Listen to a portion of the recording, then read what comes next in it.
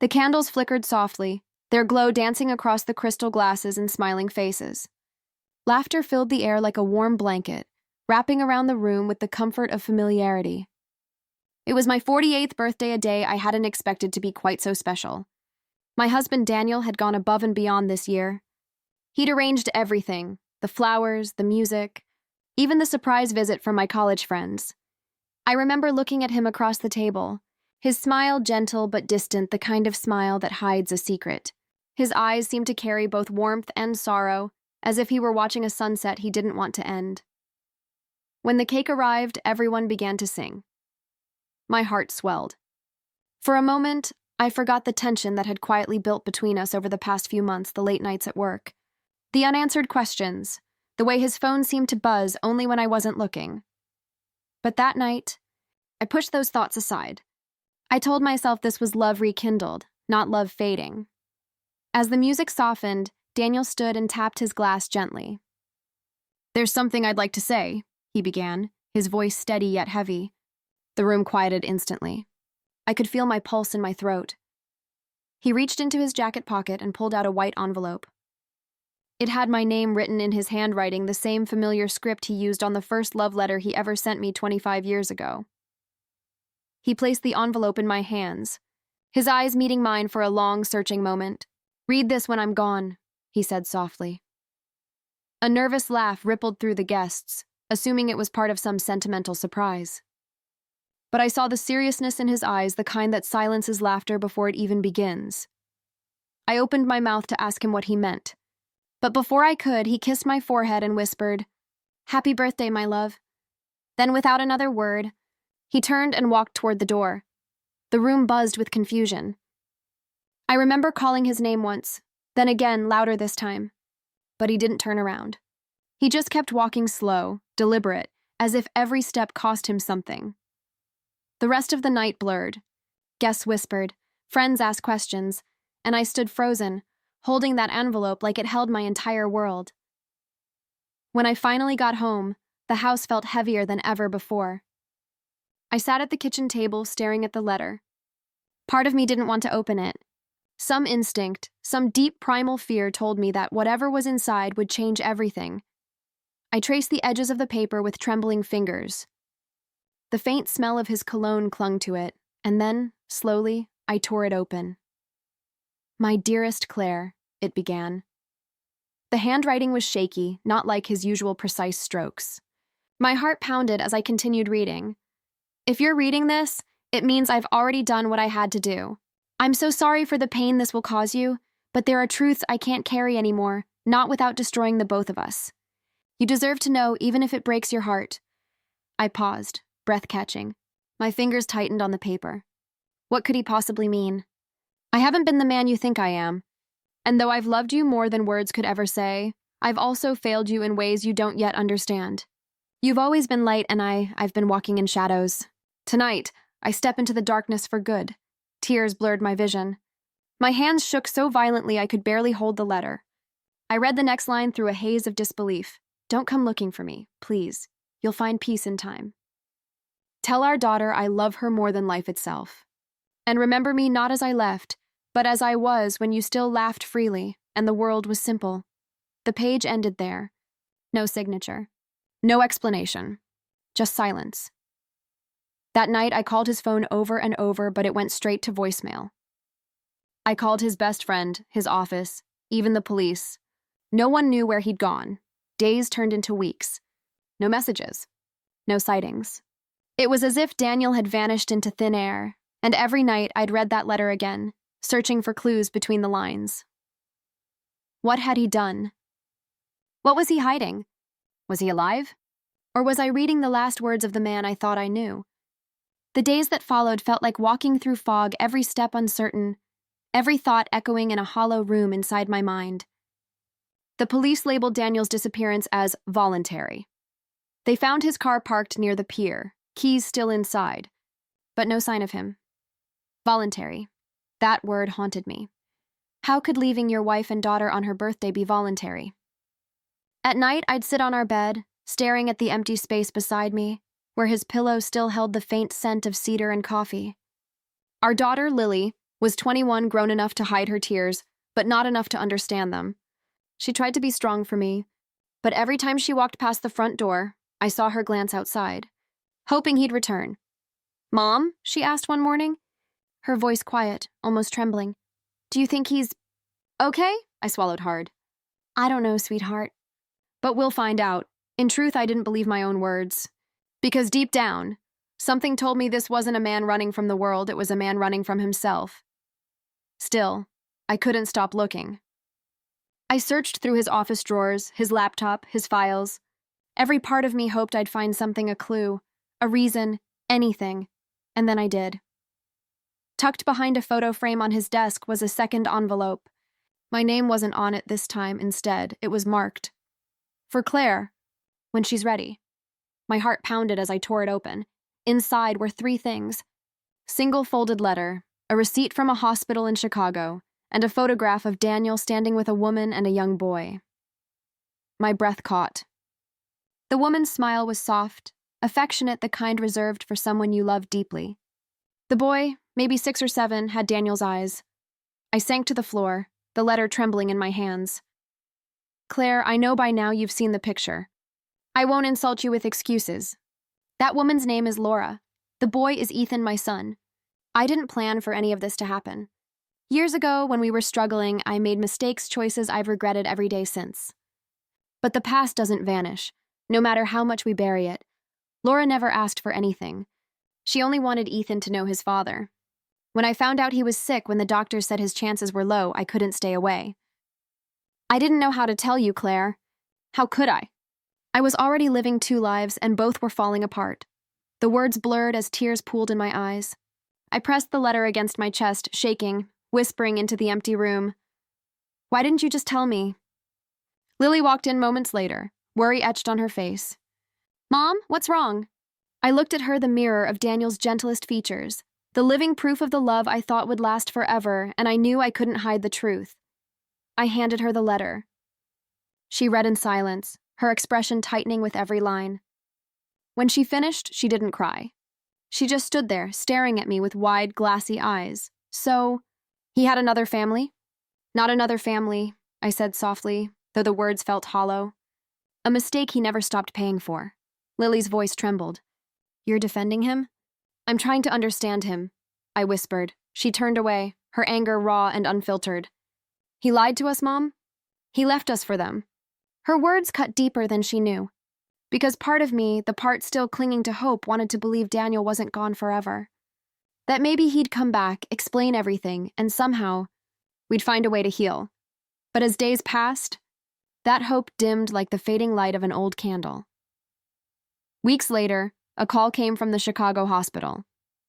They said Daniel had been visiting regularly, helping cover the medical bills for a child's treatment. His last visit was the night of my birthday. After that, no one saw him again. The hospital staff remembered him clearly, quiet, kind, always carrying a small leather journal. When I asked if they still had it, the nurse hesitated. "It's in our lost and found," she said. "He must have left it behind." I drove there the next day. The journal was worn, the leather softened by time and touch. Inside were pages filled with reflections about me, about Lily, about Ethan.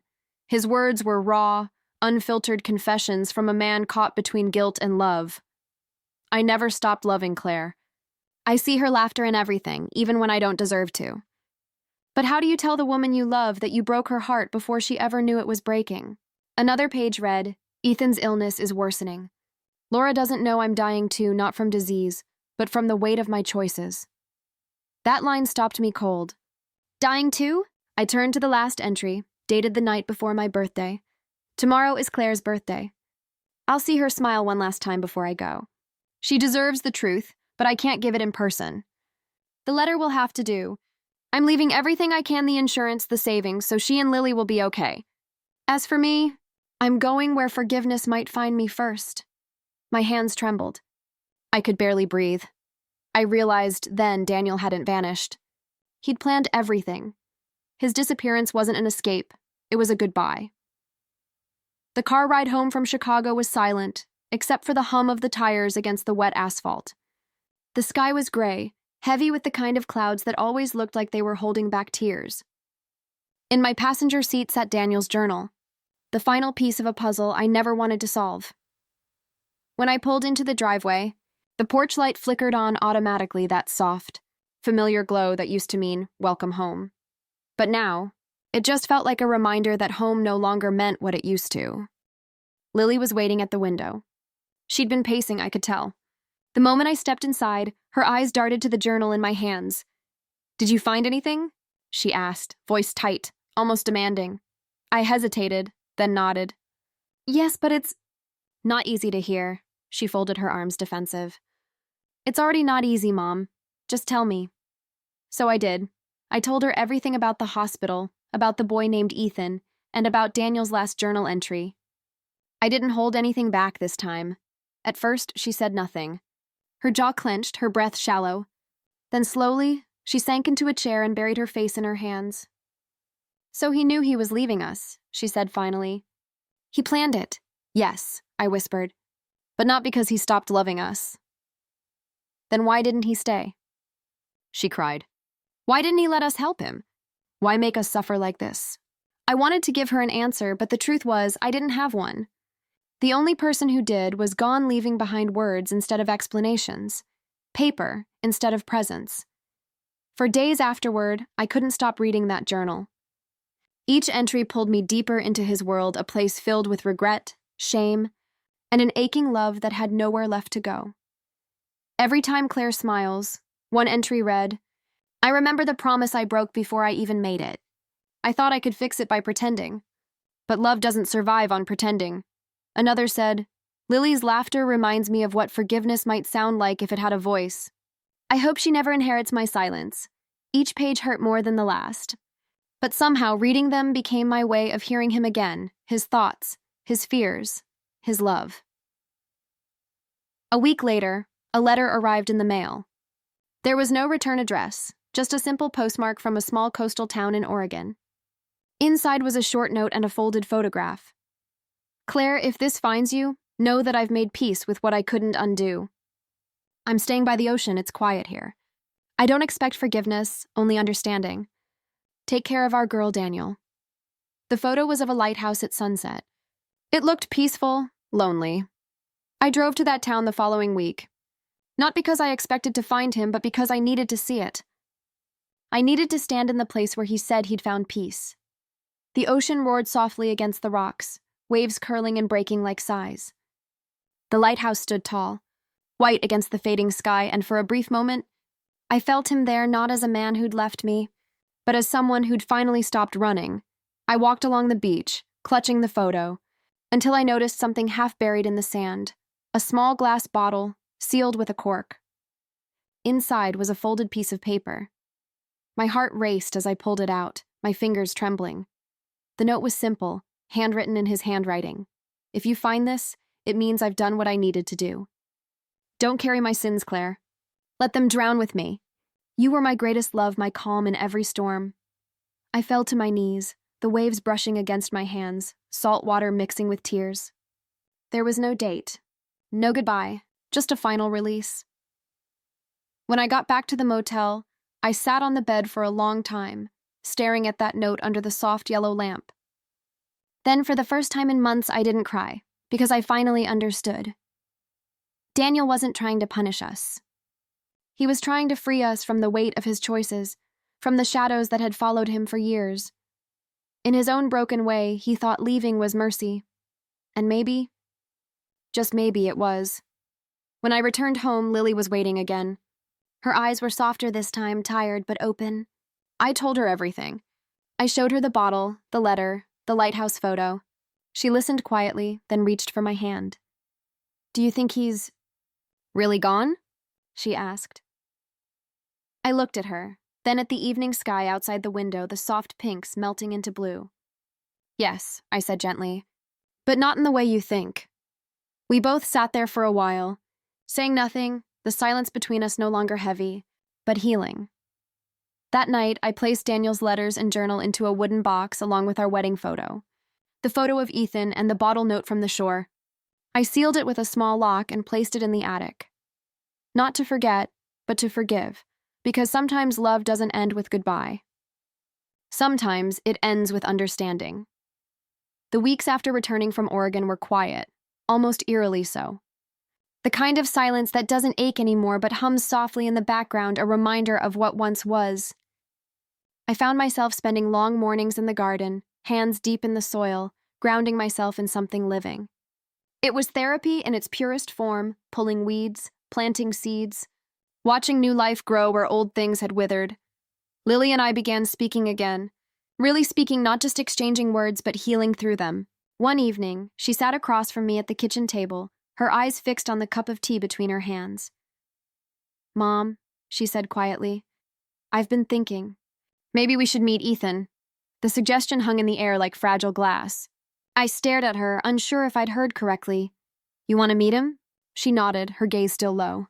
"He's part of Dad, isn't he? I hated him for leaving, but I don't want to hate a child who didn't choose any of this." Her words pierced through me. That was the compassion Daniel had always admired in her. The kind that could turn pain into understanding. After a long pause, I whispered, "Okay, let's find him." Through the hospital records and the help of a kind social worker, we learned that Ethan was still undergoing treatment. His condition had stabilized, but his mother, Laura, was struggling to keep up with medical bills since Daniel's disappearance. So we drove to Chicago again. When we arrived, the hospital lobby was filled with the sterile scent of disinfectant and the low hum of voices, the sound of hope and heartbreak living side by side. Laura met us in the hallway. She looked younger than I expected, though grief had etched its lines across her face. For a moment, we just stood there, two women bound by the same man, by the same ache. "I didn't expect you to come," she said softly. "I didn't either," I admitted. "But I think it's time." Her eyes softened. "He loved you, you know. He talked about you and Lily often. That took me by surprise." "He did?" Laura nodded.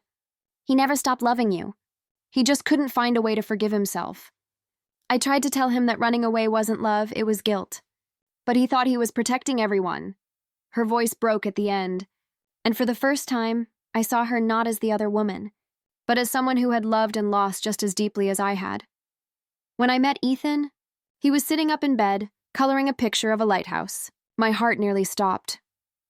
"That's beautiful," I said gently, stepping closer. He looked up with Daniel's same deep, thoughtful eyes. "My dad used to take me there," he said proudly. "He said it was his favorite place in the world." I swallowed hard, forcing a smile. "Mine too." Lily stood beside me, hesitant at first. But then she sat down next to him. "You're really good at drawing," she said, her tone warm, careful. He grinned, the innocence of a child shining through. "Thanks. Do you like the ocean too?" Lily nodded. "I think I do now." Watching the two of them together, I felt something shift, not just forgiveness, but connection. Like the broken pieces of our family had found a new way to fit together, reshaped by loss, but still whole in their own way. Before we left, Laura hugged me. It wasn't awkward nor forced. It was the quiet embrace of two souls who'd both loved the same man, each in their own way, and finally found peace in that truth. On the drive home, Lily stared out the window, her voice soft. "He's sweet, Mom. Ethan, he deserves a chance to know who Dad really was." I nodded, tears prickling at my eyes. "He will. Through us." Over the next few months, we kept in touch with Laura and Ethan. We sent letters, drawings, small gifts. Birthdays became shared, not divided. For the first time, the past didn't feel like a wound. It felt like a story that was finally complete. One afternoon, while cleaning out the study, I found one last envelope inside the back cover of Daniel's journal. I hadn't noticed it before it was sealed and marked simply, "For the day you forgive me." My hands trembled as I opened it. "Claire, if you're reading this, then maybe, just maybe, time has softened what I couldn't fix. I never wanted to be remembered for how I left, but for how deeply I loved.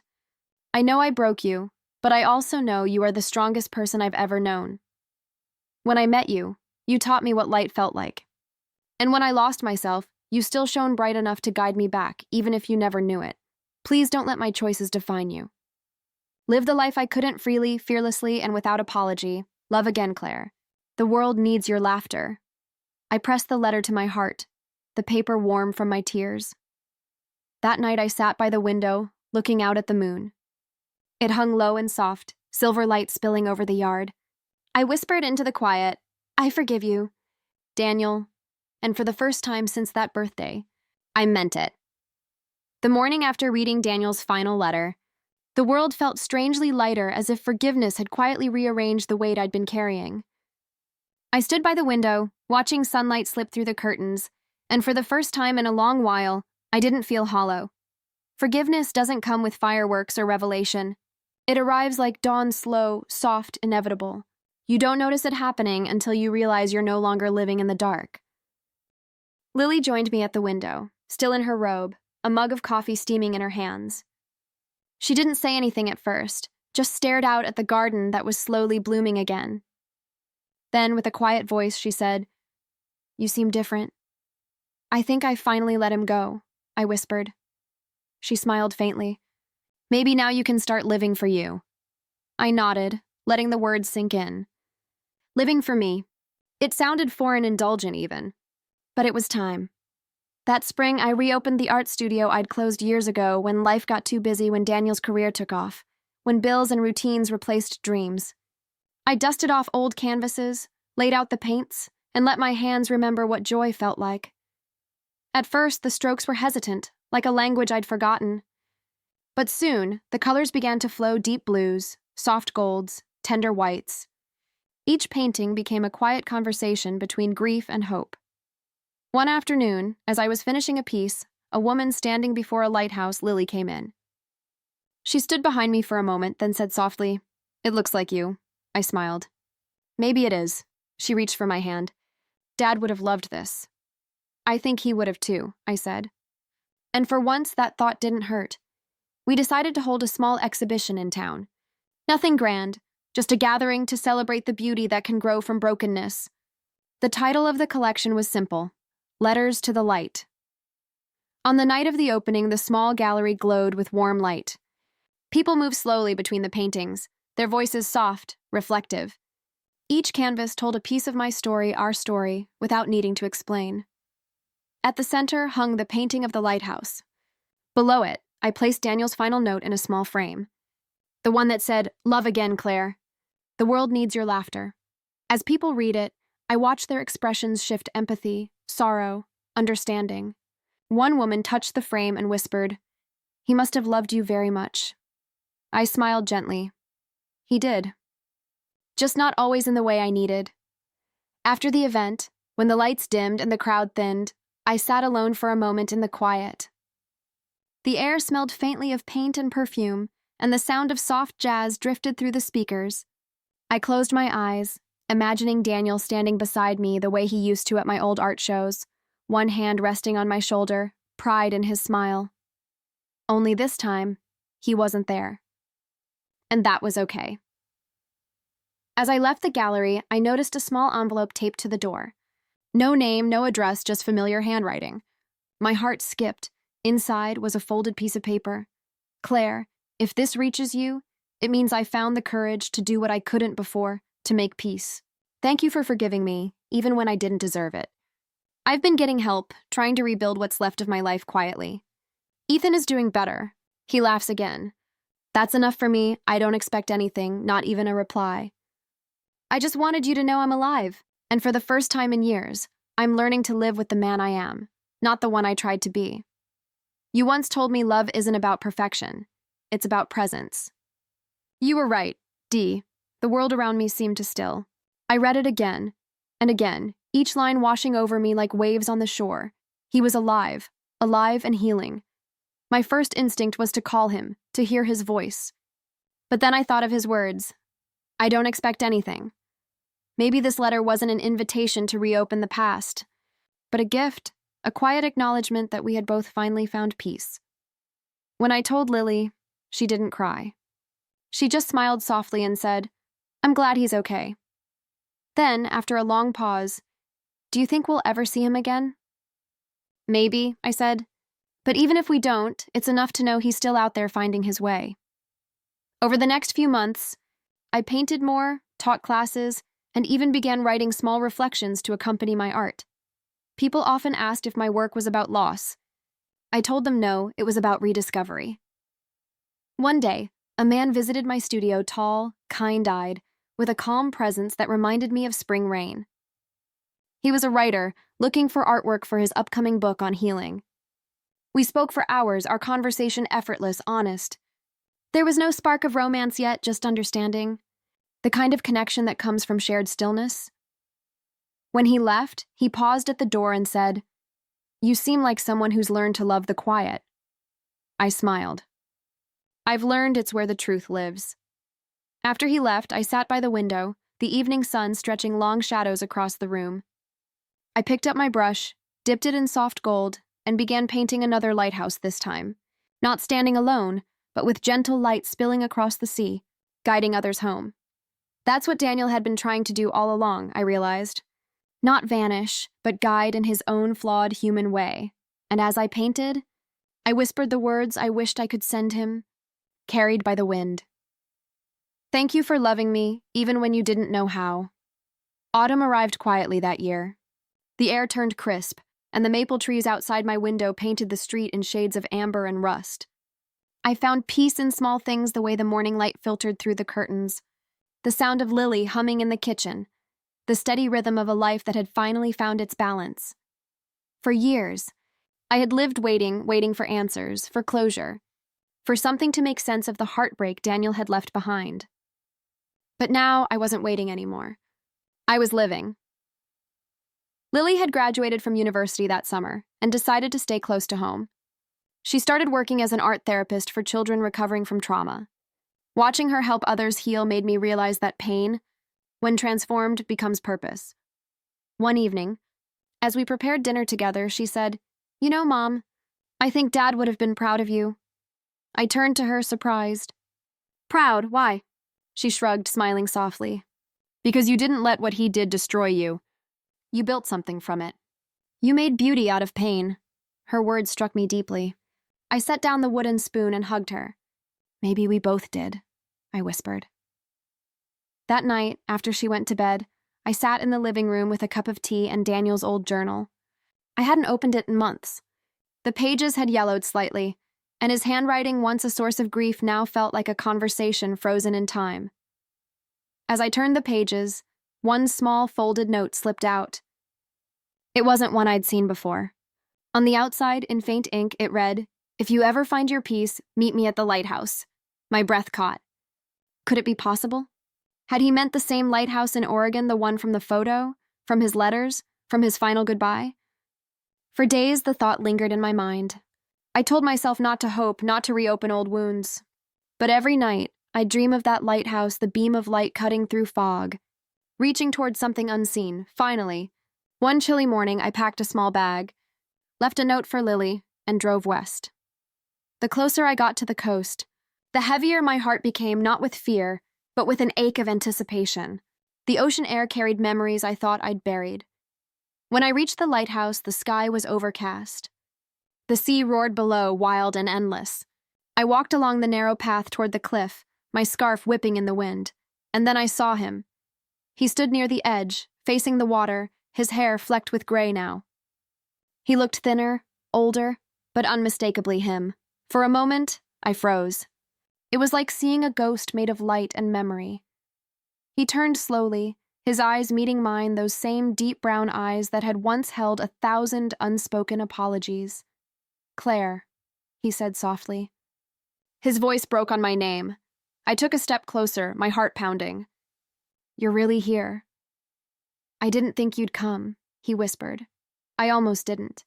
Silence stretched between us, filled with all the words we hadn't said, all the years that had passed. Then, quietly, he said, "You look happy." "I am," I said honestly. "Finally," he nodded, his gaze dropping to the ground. "Good. That's all I ever wanted for you." I studied his face lined with age, softened by regret.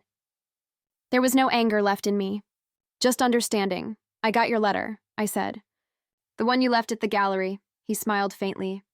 "I wasn't sure it would reach you. It did. And it helped more than you know." The wind howled softly around us. The waves below crashed like distant thunder. "I didn't come here for answers," I said finally. "I came to tell you I forgive you. Truly." His shoulders sagged, the weight of years lifting all at once. Tears welled in his eyes. You have no idea how long I've wanted to hear that. We stood there in silence, the sea stretching endlessly before us. I didn't reach for him, and he didn't move closer. We didn't need to. Forgiveness didn't need to be touched, it only needed to be felt. After a long moment, he said, I'm leaving again soon. Not running, just moving forward. There's a small clinic here. I volunteer, help with the boats, teach kids to read. It's simple, but it's good. I smiled through the tears. That sounds like peace. It is, he said. And you found yours too, haven't you? Yes, I said softly. And I think Lily has too. She forgave you in her own way. He nodded, eyes glistening. Tell her I'm proud of her. I will. We stood side by side, watching the sun break through the clouds, gold spilling across the gray horizon. For a moment, it felt like the world itself was exhaling. Finally, I turned to him. Goodbye, Daniel. He smiled, a quiet, grateful smile. Goodbye, Claire. And just like that, I walked away not with sorrow, but with peace. As I reached the end of the path, I looked back one last time. He was still standing there, the light of the lighthouse glowing behind him, his silhouette steady and still. I knew that was the last time I'd see him. And somehow, that was enough. When I returned home, Lily was waiting. She looked at me, really looked, and without a word she knew. Did you find him? She asked. I nodded. I did, she hesitated. And? He's okay, I said. And now so am I. Lily smiled, tears brimming in her eyes. She hugged me tight, whispering, Then that's all that matters. That night, as I stood by the window, the moon reflected off the glass round, glowing, whole. I realized that closure isn't a door that slams shut. It's a window you learn to open again, letting in light where there was once only shadow. And somewhere, in the distance, I imagined a lighthouse beam cutting through the darkness steady, forgiving, eternal. Winter arrived with quiet grace that year. Snow covered the garden in a thin, glistening blanket, and the world outside slowed to a thoughtful stillness. Inside, warmth returned to the house not just from the fireplace, but from something deeper. Peace, I think. A soft, lived-in peace that no longer felt borrowed or temporary. It had been 6 months since I'd seen Daniel at the lighthouse. Sometimes I wondered if he was still there, if he still stood by the edge of the sea, helping at the clinic, writing in that leather journal of his.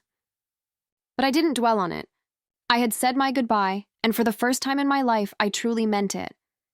Lily had moved into her own apartment downtown. She visited often, bringing fresh flowers or new art supplies for me. On Sundays, we'd sit together on the porch, drinking tea and sharing quiet laughter. She talked about her work, about the children she helped, about how she was learning that pain and healing often speak the same language. One afternoon, she brought someone with her. Mom, she said with a hint of shyness, this is Ben. He's a friend. Ben was kind-eyed and gentle-spoken, the sort of person who listens more than he talks. They'd met at a community center where Lily volunteered. Watching them together reminded me of Daniel and me in the early days before life got complicated, before choices carved spaces between love and truth. Later that evening, when Lily had gone, I found myself smiling. The kind of smile that comes not from joy alone, but from gratitude for survival, for second chances, for how love finds its way back, even through brokenness. That night, I took out a fresh canvas. The air smelled faintly of turpentine and pine. I painted until dawn, soft strokes of gold and gray forming an image of 2 lighthouses, their beams crossing paths across a calm sea. Not colliding, not competing, just coexisting. Separate, yet connected by light. I called the piece When Love Learns to Let Go. A month later, I received a letter. The handwriting on the envelope was instantly familiar. My breath caught as I turned it over in my hands. It was postmarked from Oregon. Inside, Daniel's words were steady this time. No trembling, no hesitation. Dear Claire, thank you for meeting me that day. Seeing you again gave me peace I didn't know I still needed. I wanted to tell you that I'm leaving Oregon.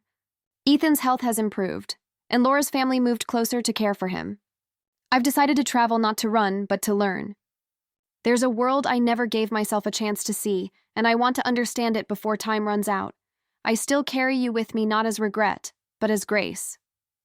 You were the part of my story that made me want to be better, even when I failed. I'll never forget the way you looked at me that day by the lighthouse.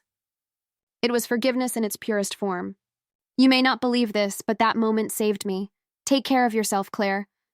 Keep painting, keep laughing, and if you ever find yourself near the sea again, look for the horizon at dusk. I'll be there, somewhere, watching the same light, always, Daniel. I read the letter 3 times before setting it down beside the painting. It didn't hurt to read his words anymore. They no longer carried sorrow, only truth. That evening, I sat by the fire, tea warming my hands, and thought about how strange life was, how endings aren't always losses, how sometimes the people who leave are the ones who teach us how to stay. Weeks passed, and my art show invitations began to increase. People said my work felt alive, hopeful, human. I never told them why. I didn't need to.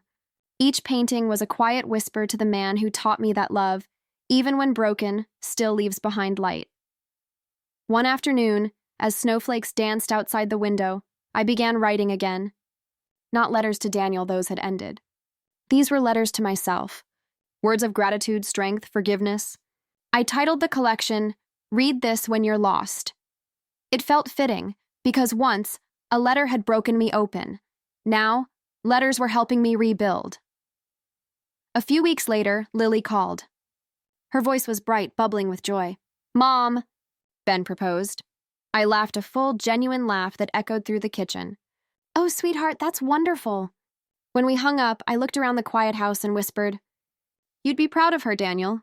The fire crackled softly in response. Months later, at Lily's wedding, as she stood beneath a canopy of white roses, her eyes glistening with tears of joy, I saw a glimmer of the life Daniel and I once dreamed of. It didn't feel like a reminder of what I'd lost. It felt like a continuation, like life was still unfolding, beautifully and bravely. After the ceremony, as twilight painted the sky in pink and gold, I stepped outside for air. The sea breeze carried faint music from the reception. I looked up and saw the lighthouse beam in the distance steady. Patient, timeless, and I smiled, because somewhere, perhaps far away, maybe Daniel was looking at that same light, thinking of this moment too. We had started our story in love, wandered through pain, and ended in peace. Not every love story needs forever. Some just need meaning, and ours had found it. Spring returned like an old friend, quiet but full of promise. The air smelled of rain and jasmine, and the trees in the garden bloomed again, their branches heavy with white and pink blossoms. I'd always loved this time of year, not just because of its beauty, but because it reminded me that even after the coldest winters, life finds a way to begin again. Lily and Ben had settled into their new life together. Their home was small but warm, filled with laughter and morning light. I visited often, bringing homemade bread or flowers from my garden. Watching her happiness filled me with a sense of peace I hadn't known in years. One afternoon, as I helped her unpack boxes in their new home, Lily found an old photo of Daniel, the 3 of us, standing at the beach when she was a child. Her hair was tangled in the wind, and Daniel had his arm around us both, smiling wide and carefree. She traced her fingers over his face. "Do you ever think about him, Mom?" "Every day," I said softly, but not with sadness anymore. More like gratitude? For what? "For what he gave me," I said, pausing. "For teaching me how fragile love is, and how strong forgiveness can be. Without him, I wouldn't have learned that peace isn't about holding on, it's about letting go." She smiled faintly. "You always find the poetry in pain," I laughed gently. "Maybe that's how I survive it." That night after dinner, I walked alone along the shoreline near their home. The sky was painted in violet and silver, and the sound of waves filled the air. I thought about all the years, the laughter, the mistakes, the silence, the letters, and realized how everything had led me here. To this calm, to this acceptance. I picked up a smooth stone from the sand and whispered, "Thank you, Daniel," before tossing it into the tide. It disappeared beneath the water, swallowed by the sea, a quiet offering to the man who had once been my world. The next day, a package arrived at my doorstep. There was no sender's name, only a coastal return address from Portugal. My hands trembled slightly as I opened it. Inside was a small wooden box and a letter. "Dear Claire, by the time you read this, I'll likely be far from here, not gone, just moving with the wind." The doctors tell me my heart isn't what it used to be. I suppose that's fair. It's loved too hard, regretted too long, and carried more weight than it should have. I've spent the last months traveling, painting, and writing.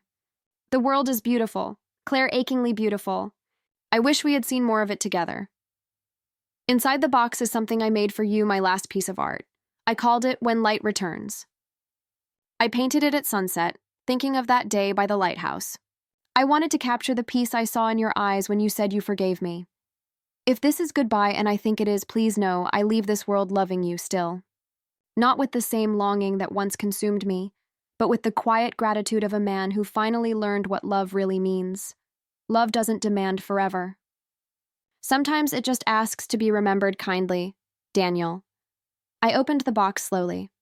Inside was a small canvas, a painting of a lighthouse standing against a golden horizon. Its light stretched wide across the sea, touching the edge of the sky. And beneath it, written in small, faint script, were the words, "For Claire, my calm after every storm." My knees weakened. I sat down, tears streaming silently down my face. But they weren't tears of grief this time. They were tears of grace, the kind that come when love has finally run its course and peace has taken its place. I hung the painting above my fireplace, right beside my own letters to the light piece. The two lighthouses, his and mine, now faced one another, their light meeting in the middle. Two stories, two journeys, one forgiveness. Weeks later, I received another letter, this time from Laura. Claire, Daniel passed peacefully a few days ago. He was in Portugal, by the ocean. He'd been painting that week, said the sunsets reminded him of home. His last words were your name. He wanted me to tell you that he was happy, that he'd finally found peace. Thank you for giving that to him. With love, Laura. I folded the letter gently, holding it to my chest. There was no heaviness, no bitterness, only a quiet stillness, like the end of a long, tender song. That evening, I walked outside and looked up at the stars. The night sky was wide and endless, and in the distance, the lighthouse beam cut through the dark once more. I smiled through my tears. Good night, Daniel, I whispered. Rest now. And as the wind carried my words away, I felt something, a warmth, a calm as if the sea itself had whispered back. The next morning, I wrote a final entry in my journal. He is gone. But the love remains softer, quieter, lighter. I no longer ache for what could have been. I am grateful for what was. Some stories don't end with forever. They end with peace. I closed the book and placed it beside his painting. Then I stepped outside, the sun rising behind me, bathing the world in gold. The light felt warm on my skin, and I realized for the first time in years I wasn't looking back anymore.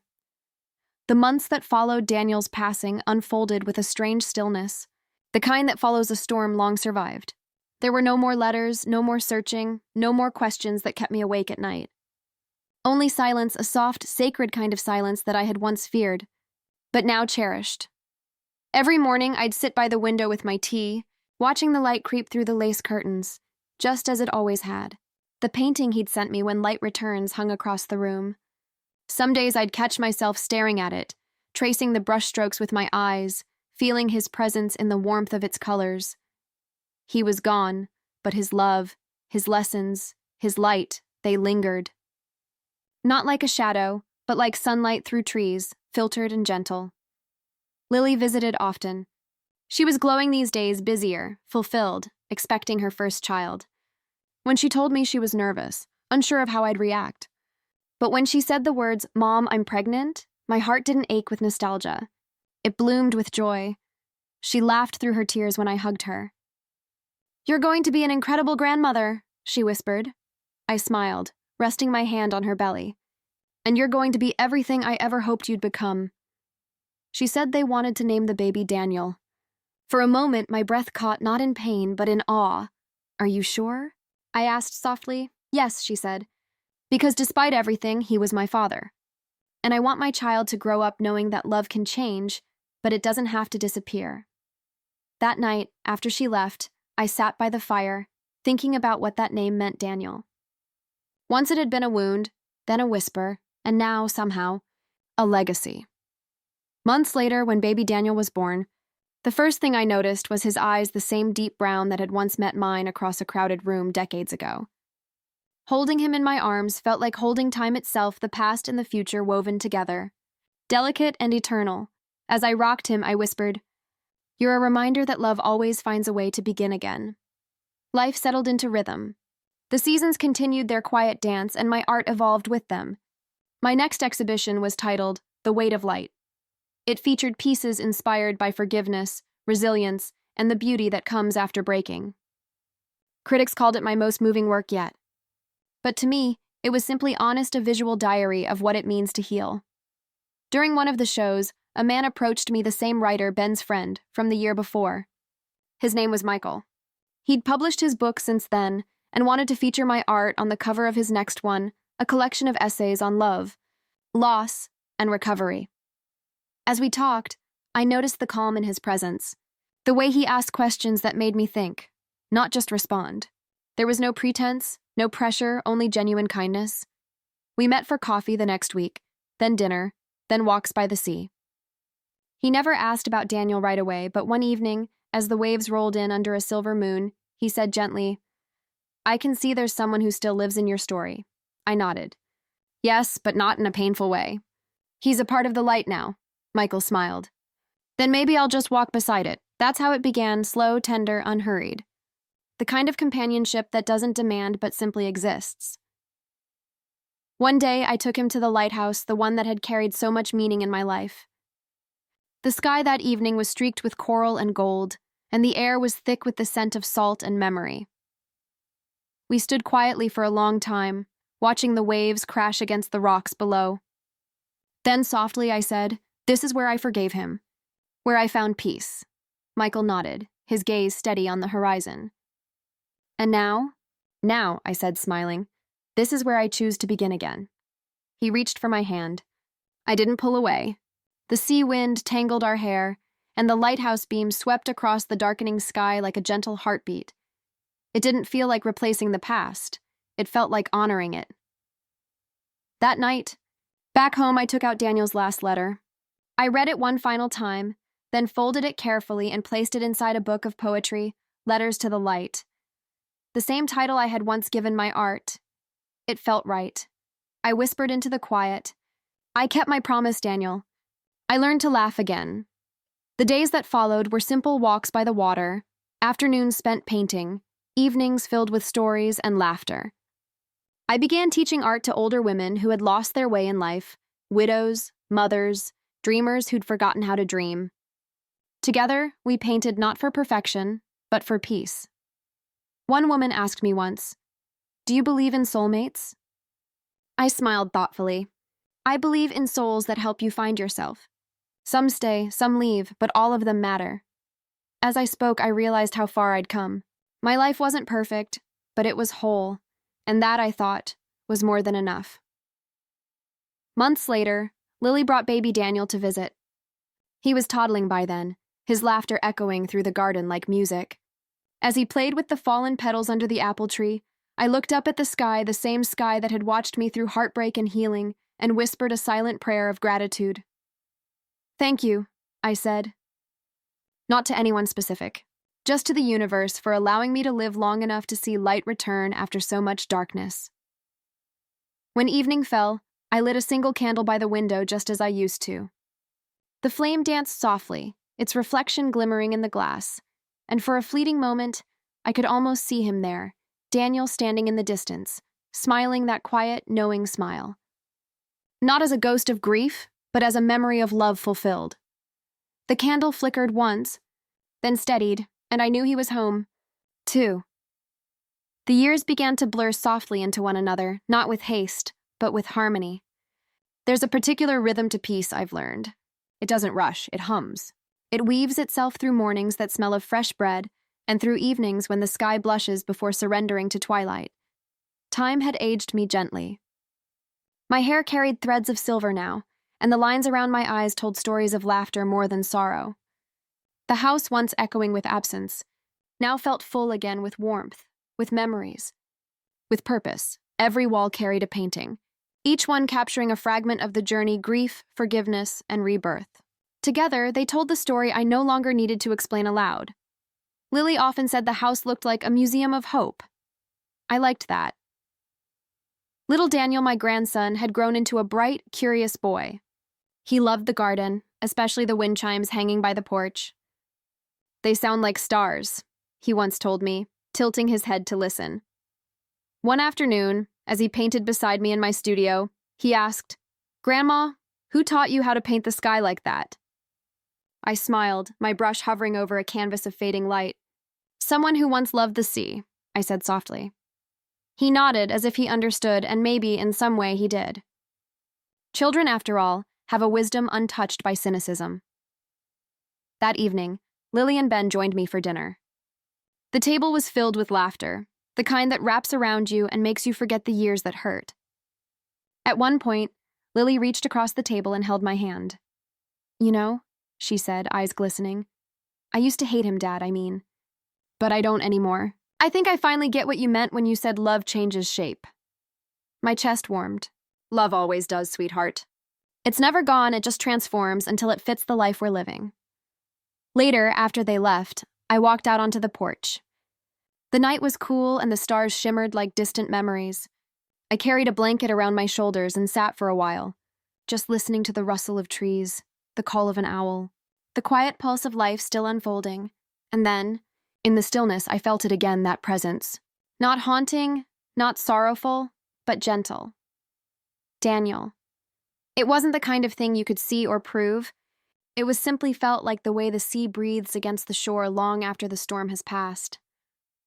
I whispered into the night, "You'd be proud of her, of all of us."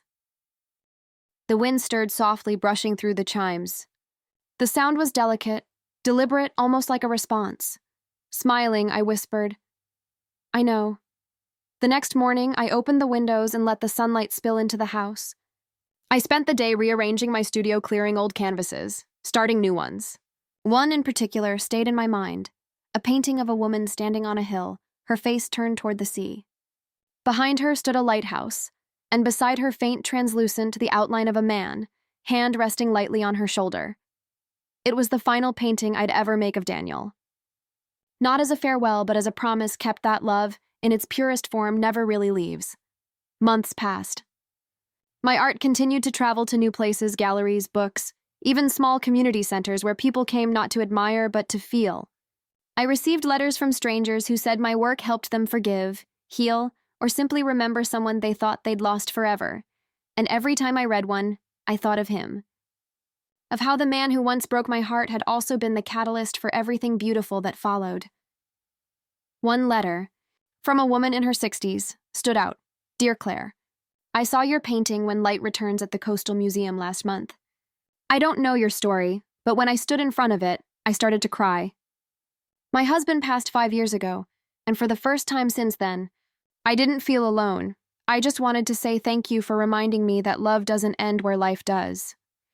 I folded the letter carefully and placed it inside Daniel's journal. The same journal that had once carried his regrets now carried gratitude from strangers, from me. Years later, when little Daniel turned 7, we took him to Oregon. To the lighthouse. It was different now, more weathered, its paint fading, its edges softened by time and sea spray. But the light still worked. Still swept across the waves with the same gentle rhythm that had once guided 2 broken souls toward peace.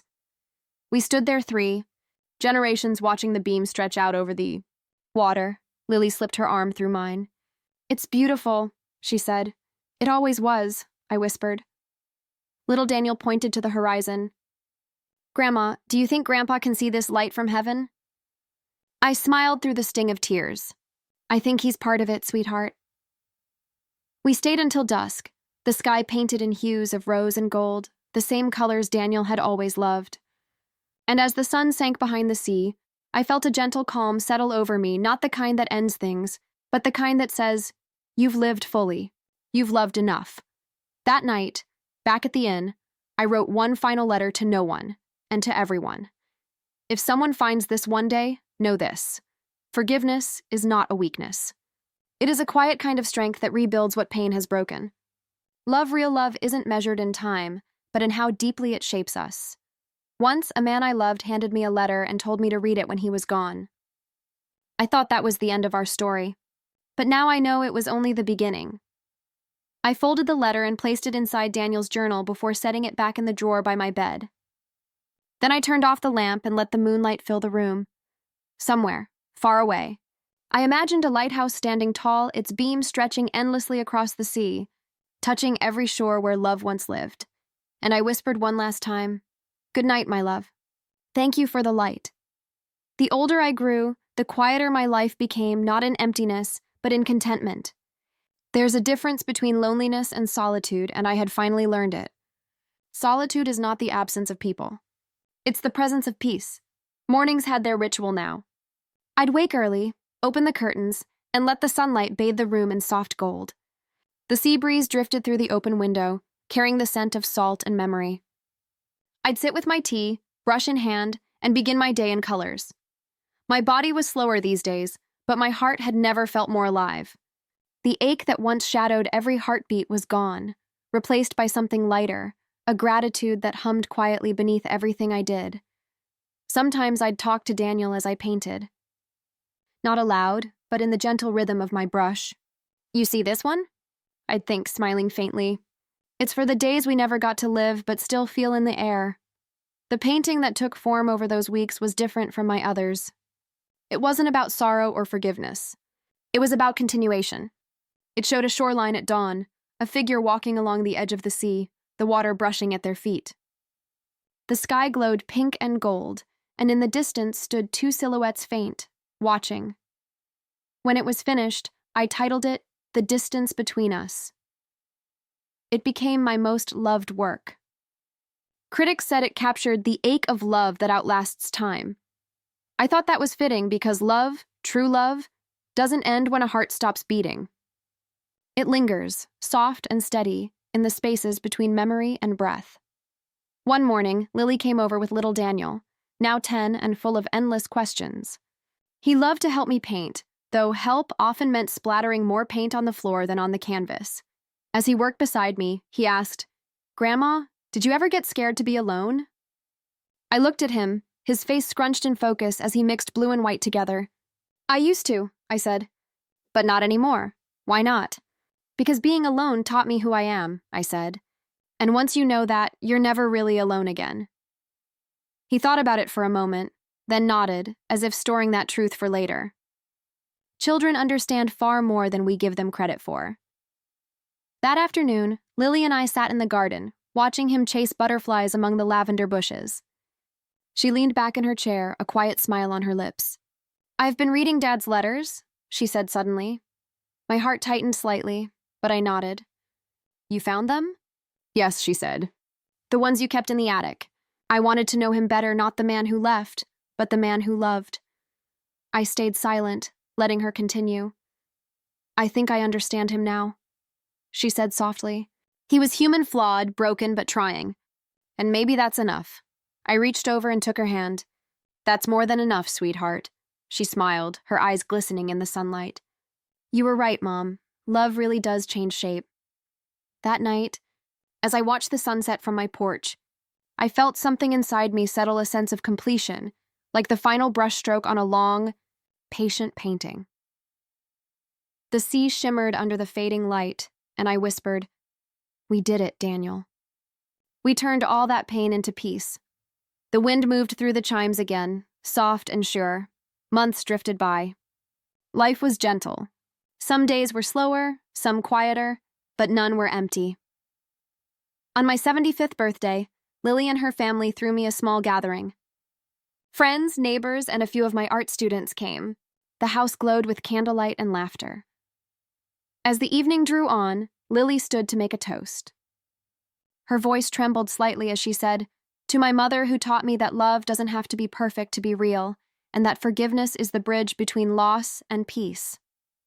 Everyone raised their glasses. I smiled, tears glimmering in my eyes. Later, when the guests had left and the house had quieted, I sat by the window, the same place where Daniel once gave me that letter all those years ago.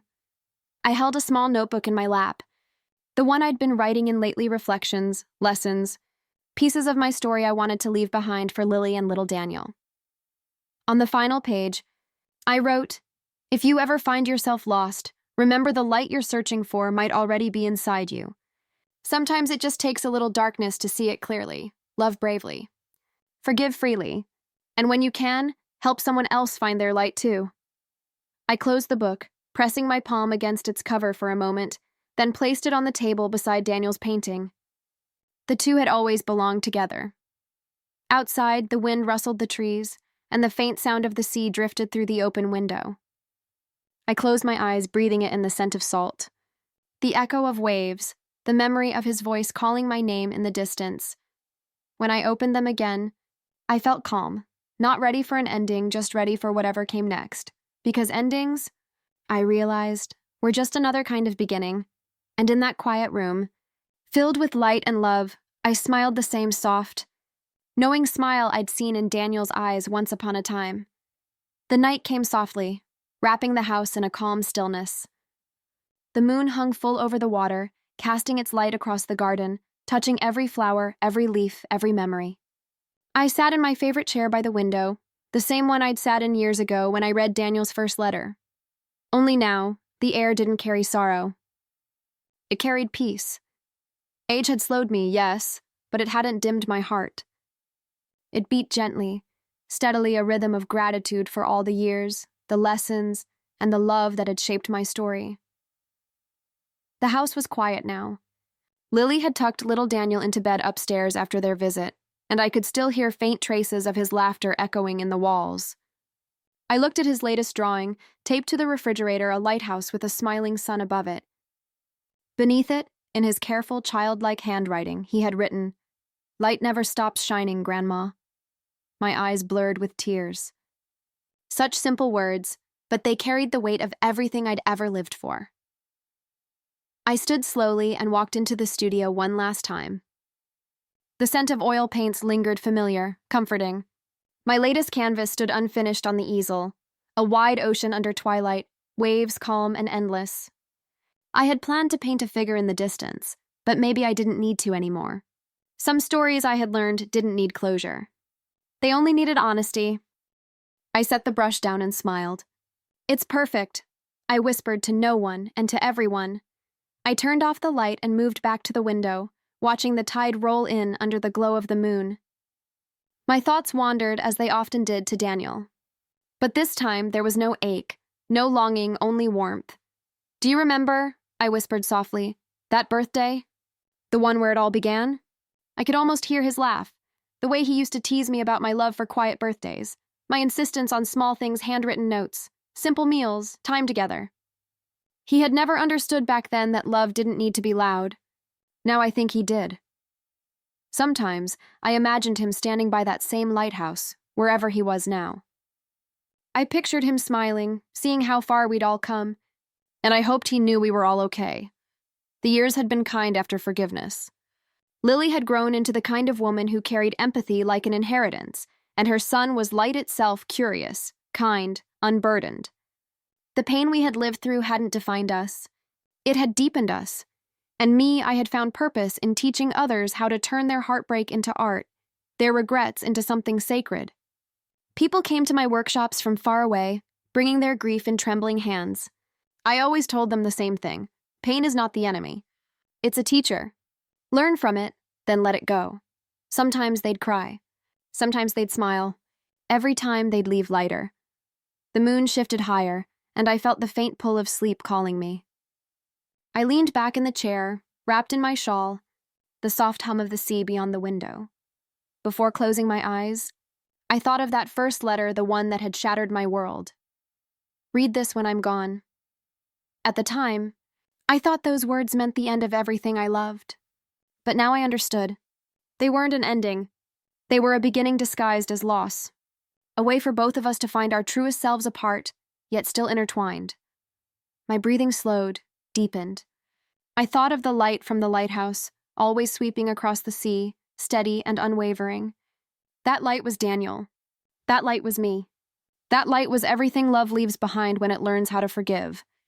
I didn't realize I had fallen asleep until I felt warmth on my skin, soft, golden, familiar.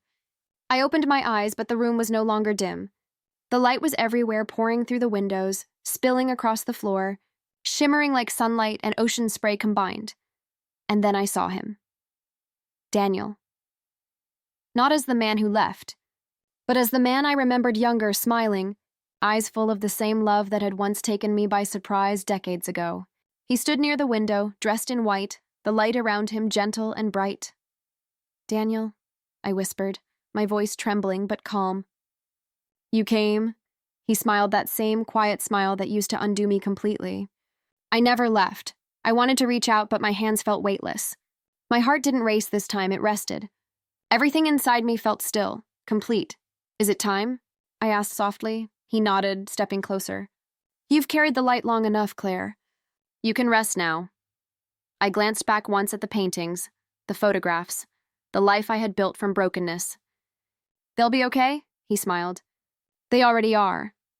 And then I felt it warmth spreading through me, wrapping around me like the gentlest embrace. My body was weightless, my spirit calm. Outside, the wind picked up, rustling through the chimes one last time. The sea's rhythm softened, almost like a lullaby, and then everything became light. The next morning, Lily found her mother still in her chair by the window, the faintest smile on her lips. The room was bright with sunlight, and the soft hum of waves filled the air. On the table beside her rested her journal, closed neatly, and a single page lay atop it. In her mother's delicate handwriting were the words, "Don't mourn me." My story was never about loss, it was about finding light. Even after darkness. Love lasts. Always. Lily pressed the note to her heart and wept not with despair, but with gratitude. That evening, she hung her mother's final painting, The Distance Between Us, in the gallery beside Daniel's When Light Returns. Together, the two paintings caught the glow of the sunset perfectly, their colors blending into one endless horizon. When little Daniel visited, he pointed at the paintings and asked, "Why are they next to each other?" Lily smiled, kneeling beside him. "Because they're one story," she said softly. "A story about how love never really ends." He looked up at her, his small face thoughtful. "Like the lighthouse?" "Yes," she said, smiling through tears. "Exactly like the lighthouse." That night, as the gallery emptied, the fading sunlight touched the two paintings, illuminating them in golden light. The beams seemed to meet in the middle, Daniel's and Claire's worlds intertwining one last time. And somewhere, beyond time and tide, two souls walked side by side along the water's edge, no more distance between them. No more letters left unread, just light end.